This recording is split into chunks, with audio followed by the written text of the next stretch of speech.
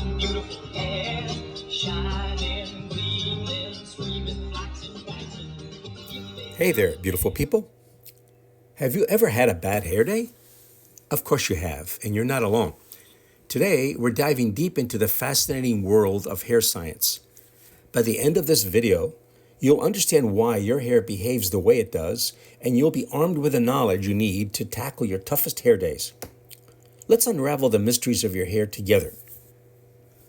Let's start with the basics. Your hair is pretty incredible stuff.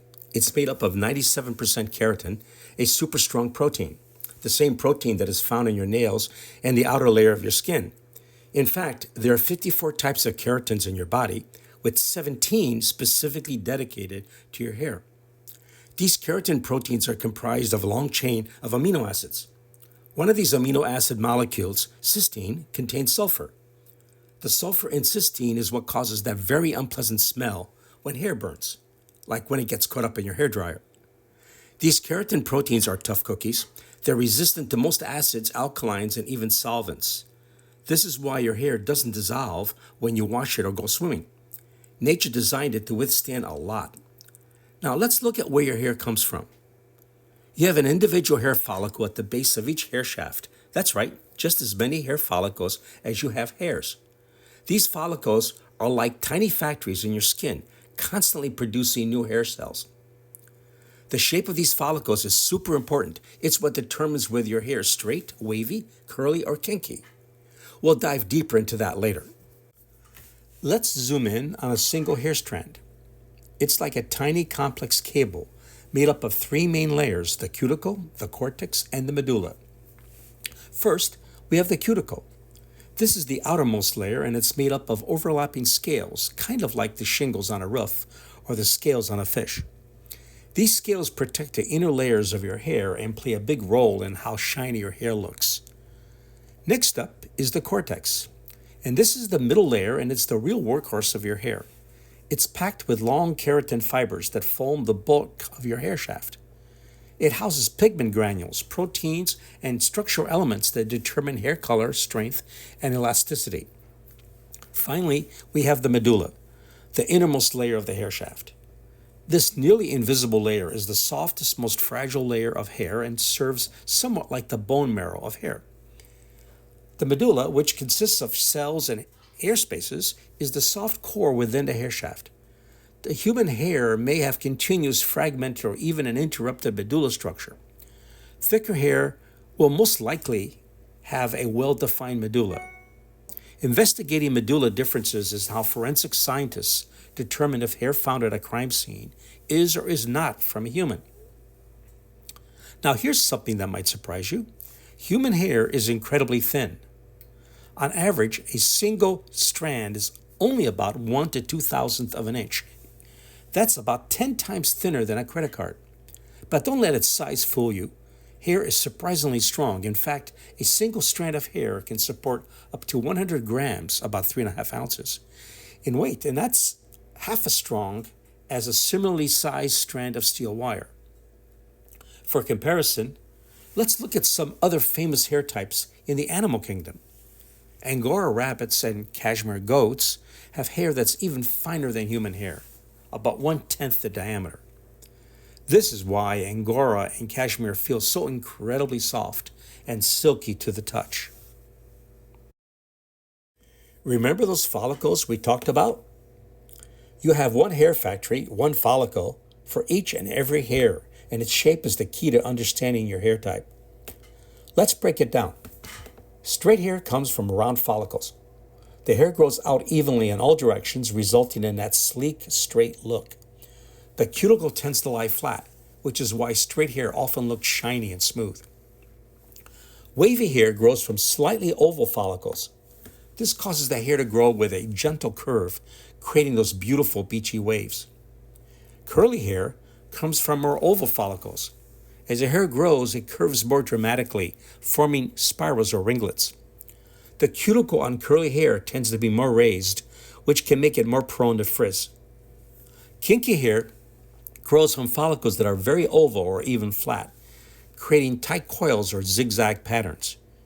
The cuticle is often very raised, which makes this hair type more vulnerable to damage and moisture loss. Now here's where things get really interesting. The curlier your hair is, the more dramatically it reacts to humidity. And this is because curly and kinky hairs have more raised cuticles, allowing moisture to enter the hair shaft more easily. So, on those humid days when your hair seems to have a mind of its own, it's actually absorbing moisture from the air and changing shape at a molecular level. This brings us to the concept of hair porosity, how easily your hair absorbs and retains moisture. There are three kinds of porosity: low, medium, and high. You can easily test this in a glass of water. The greater the water content of your hair, the faster it will sink. The added water content will primarily be in the cortex portion of your hair. Naturally, curly hair would tend to sink faster than naturally straight hair unless either has been color treated or treated to add or lose curl. Then either will probably sink fast because during the treatment process, the cuticle layer has been raised and the hair can take on or lose water. Low porosity hair has a tightly bound cuticle, making it harder for moisture and other pollutants to penetrate and to escape, so low porosity hair strand floats in water. Medium porosity has a looser cuticle layer, allowing moisture to flow in and out. It copes well with styling, coloring, and chemical processes. A medium porosity hair strand sinks slowly in water. High porosity hair, on the other hand, absorbs moisture quickly because the cuticle is raised, but it also loses moisture as fast. It has difficulty retaining its moisture and tends to be more easily damaged as a result of UV exposure, heat, styling, and chemical processing. A high porosity hair sinks very quickly in water. All right, let's put on our science goggles and dive into the chemistry of your hair. Imagine your hair's keratin structure as a tiny twisted ladder. The sides of this ladder are long chains of amino acids, the building blocks of proteins. The rungs of the ladder are disulfide hydrogen and ionic bonds. Understanding these three chemical bonds is the key to understanding your hair. First, we have disulfide bonds. The strongest bonds in your hair formed with the sulfur found in the amino acid cysteine. Disulfide bonds are responsible for your hair's natural shape and structure. When you get a perm or use a chemical relaxer, you're actually breaking and reforming these bonds. Next are the hydrogen bonds formed between the electropositive hydrogen atom and the electronegative oxygen atom. These hydrogen bonds are weaker than disulfide bonds and are temporary, easily disrupted by water, and are quickly reformed by drying. Every time you wet and dry your hair as you style it, you are breaking and reforming these hydrogen bonds. This is why your hair might look great when you leave the house, but rapidly loses shape in humid weather. Lastly, we have ionic or salt bonds. These bonds can be disrupted by heat. Ionic bonds form because of attractions between the permanently positive and permanently negative electric charges of certain amino acids. If you use a heated flat iron or curling wand or a hair dryer, you're disrupting these ionic or salt bonds, and they can reform when the hair cools. Now, let's talk about the importance of pH. Your hair and scalp have a natural pH of around 4.5 to 5.5, which is slightly acidic, as you can see in this diagram. That is the same pH as such common items as a tomato or coffee. Your blood is about 8, a little alkaline. While a few hair products are designed to work within this alkaline pH range, many are much too alkaline, and this is because the more alkaline or basic the pH of a hair product, the faster it will work. While this may be a selling feature, it can also have the potential for permanently damaging your hair. Using products that are too alkaline can lift your cuticle, leading to frizz and other hair damage, and the reason has to do with the structure of your hair. The more alkaline a hair product, the faster and higher it will raise your hair cuticle. The cuticle may not relax back to its original position after aggressive alkaline treatment. So, your hair becomes much more sensitive to rainy days and humidity changes. If the cuticle was damaged, you may notice your hair will frizz more easily and with more breaks at the hair ends. Now that we understand the structure and chemistry of hair, let's tackle the big question: why can hair be so hard to manage? It all comes down to these bonds that we've just discussed. Your hair is constantly responding to its environment. Humidity in the air breaks the hydrogen bonds, causing your perfectly styled hair to frizz or curl. Heat from styling tools affects the salt bonds, which can lead to damage if you're not careful. Your hair's natural type, straight or curled or kinky, is always trying to reassert itself. This is why straight hair might lose its style, curl, and fall flat a few hours after curling and droop in humid weather. Remember the cuticle, that outer layer of scales? When your hair is healthy, these scales lie flat, giving your hair a smooth, shiny appearance. But damage from heat, chemicals, or even rough handling can cause these scales to lift.